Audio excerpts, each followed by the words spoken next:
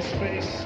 Today we look at a film where a man drags his own coffin through the desert, then machine guns the KKK. This is Django. Django is a bit of a psycho. He's a don as well. Yeah. He's smarter than everyone, he's harder than everyone, he's a better shot than everyone, and all the women fancy him. He actually lets Major Jackson live, which comes up a lot because Major Jackson, as much as he's a cool villain in this, he loses every encounter. There was one scrap later on where the guy gave him a good run for his money.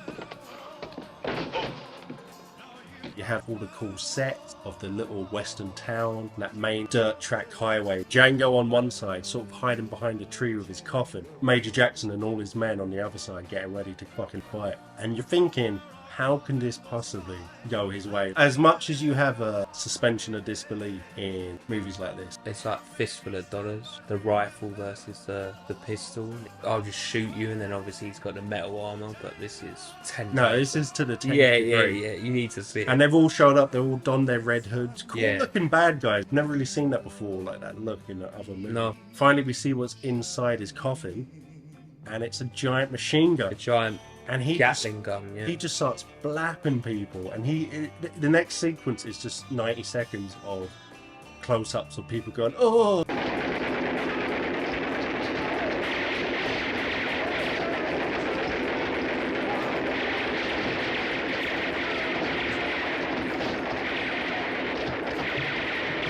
He mows down 99% of Major Jackson's men. How shocked were you the first time that happened? Well, no, I was shocked. I didn't realise they'd bring out a Gatling gun. Yeah, it was fucking nuts, man. But I thought, obviously, being the slimy little guy he is, Django would have a plan, otherwise he wouldn't have done it. But weren't expecting the automatic Gatling gun. Yeah, route. Before that was bang out of order, because you got to remember that the bartender's paying, like, I assume, protection money to, like, Major Jackson. Even saying, like, oh, I haven't got enough money, but I'll give it to you. Then Django just gets the machine gun out and was like, watch this. And just proceeds to shoot all of his booze. And he's like, stop, please. Like, and Shoots behind the all bar. his profits, like, just going down the drain.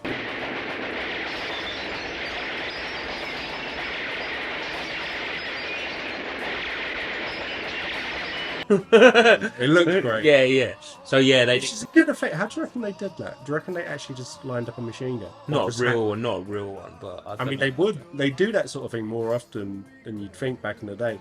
The scanners, remember the head explosion in scanners? Yeah. That was done by just, obviously they filled up a fake head with a bunch of vomit, guts and yeah. stuff. Real pig guts.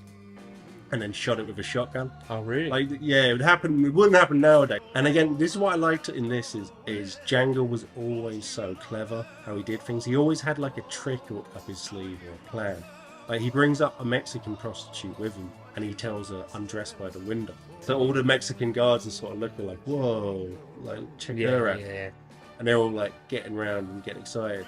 And Django sneaks out the side with his coffin, which I don't really get as well. I don't know how he's manoeuvring his coffin around like through windows. I know. and doors. I know. He's just carrying it on a rope. He sneaks in, takes his giant machine gun out of the coffin and fills it with gold. And then he sets it up as like a booby trap so that the machine gun's facing the doorway.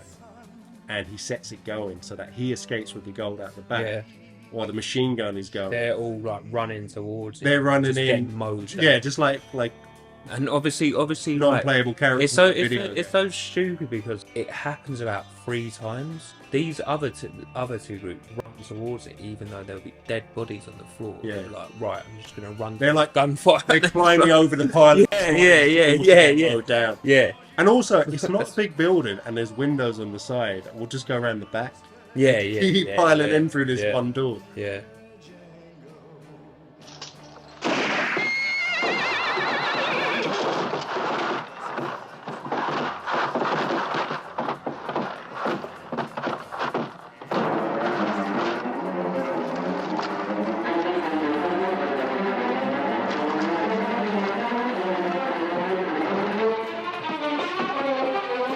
When Maria's gun accidentally goes off, and the horse bolts, and the coffin slips away and sinks into the quicksand. Yeah. And Django nearly drowns trying to capture it.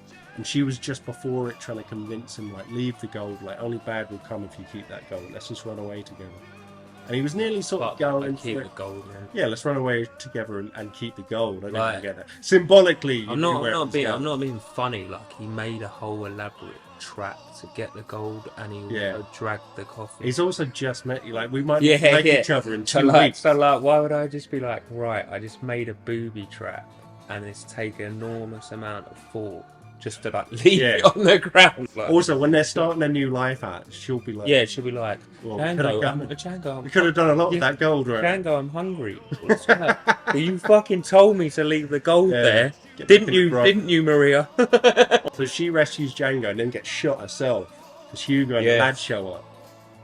And we were talking about this earlier, where I guess they have some kind of code where you don't kill a thief, which I like, because he was an interesting villain where he was a good they were kind of like, it was like a keep your enemies close and your friends close and your enemies closer sort of thing, where they weren't friends but they worked together, but they were always going to end up at loggerheads. Yeah, but he still doesn't kill him out of some sort of sense of loyalty. Also, you got to remember, Django saved his life, Hugo, and then Django like steps in for him. So it's like, not going to kill you even though you've mugged me off, but we are going to fuck you up. Like they do fuck him up, mate. They fuck his hands. They beat him up.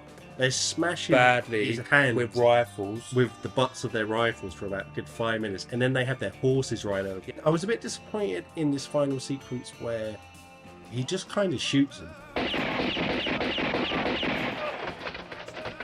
For an end sequence, it was kind of disappointing. I love the last moment of him laying the gun at the top of her grave, and it's that long shot where the gun's in the foreground and he's left it behind and he's walking over the hill. There's blood on it. I guess you can't do the normal like standoff like duel because his hands are broken. He had to kind of nearly use the wrist, and he actually used his old lover's grave as a stand for it.